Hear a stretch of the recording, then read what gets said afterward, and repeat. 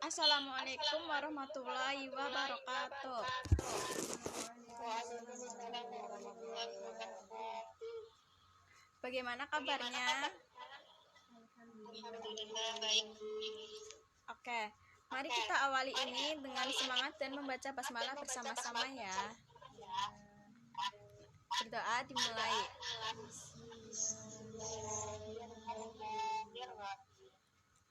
Di sini Ibu akan menjelaskan pengertian teks prosedur. Prosedur adalah tahap kegiatan untuk menyelesaikan suatu aktivitas. Nah, kalau pengertian teks prosedur itu adalah teks yang berisi langkah-langkah atau tahap-tahap yang harus ditempuh untuk mencapai tujuan. Di sini ada tujuan teks prosedur. Tujuan teks prosedur itu menjelaskan kegiatan yang harus dilakukan agar pembaca atau pemirsa dapat secara tepat dan akurat mengikuti sebuah proses membuat sesuatu untuk melakukan waktu pekerjaan atau menggunakan suatu alat. Ciri-ciri teks prosedur itu yang pertama, menggunakan pola kalimat perintah. Dan yang kedua, menggunakan kata kerja aktif. Yang ketiga, menggunakan kata penghubung. Yang keempat, menggunakan kata keterangan untuk menyatakan rinci waktu, tempat, dan cara yang akurat. Di sini ada ciri bahasa yang digunakan. Yang kesatu, menggunakan kalimat perintah. Karena pada teks prosedur itu, pembaca berfokus untuk melakukan suatu kegiatan. Yang kedua, selain kalimat perintah, juga diberikan saran dan larangan agar diperoleh hasil maksimal pada waktu menggunakan atau membuat. Yang ketiga, menggunakan kata dengan ukuran 1/4 tepung, 5 buah rimpang kunyit. Dan yang keempat, menggunakan kelompok kalimat dengan batasan yang jelas.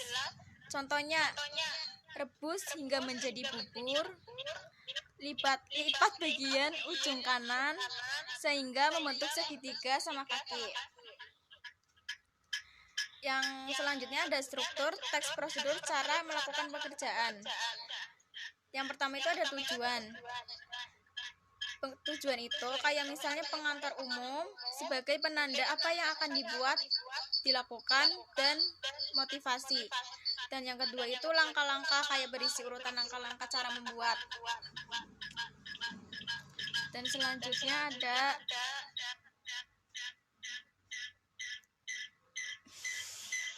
berdasarkan tujuannya, teks prosedur itu dibagi menjadi 3 jenis, yaitu teks prosedur untuk memandu cara menggunakan atau memainkan suatu alat, cara memainkan sesuatu alat musik, cara menggunakan alat. Dan yang kedua, prosedur untuk memandu cara membuat, kayak ada bahan, cara, dan langkah-langkah. Yang ketiga, teks prosedur untuk memandu cara melakukan sesuatu kegiatan. Selanjutnya ada ciri teks prosedur dari segi isinya ada 3. Yang pertama ada panduan langkah-langkah yang harus dilakukan. Yang kedua, aturan atau batasan dalam hal bahan atau kegiatan dalam melakukan kegiatan itu. Yang ketiga, isi kegiatan yang dilakukan secara runtut. Yang terakhir ada struktur teks prosedur cara membuat. Yang satu tujuan, yang kedua bahan dan alat, yang ketiga langkah-langkah, yang keempat penutup. Adakah yang ingin ditanyakan?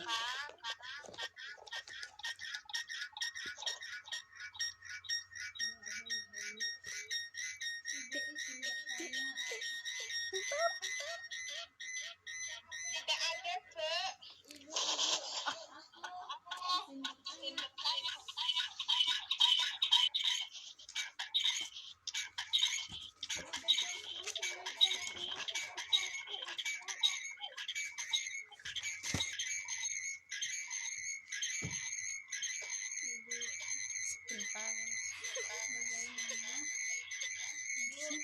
Nah, di sini tadi kan pertanyaannya bagaimana cara memasak mie instan. Petunjuk dasar memasak mie instan itu kayak misalnya pertama kan merebus air. Itu kayak panaskan 300 sampai 400 ml air di dalam panci hingga mendidih. Yang kedua, masukkan mie. Dan yang ketiga, itu merebus mie, masak selama 2 sampai 3 menit. Terus yang keempat itu siapkan bumbu, sementara mie direbus, dituangkan semua bumbu instan kayak minyak dan kecap ke dalam piring atau mangkok. Dan yang kelima itu kan yang terakhir itu tiriskan atau campurkan. Itu jawabannya. Tapi di sini ibu mau tanya ke kalian ya. Ibu mau nunjuk salah satu dari kalian. Dari Eka Nurhayati. Apa tujuan dari teks prosedur itu?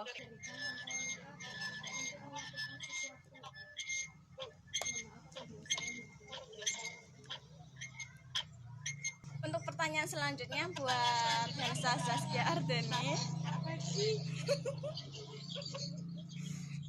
Apa ciri kebahasaan yang terdapat dalam teks prosedur?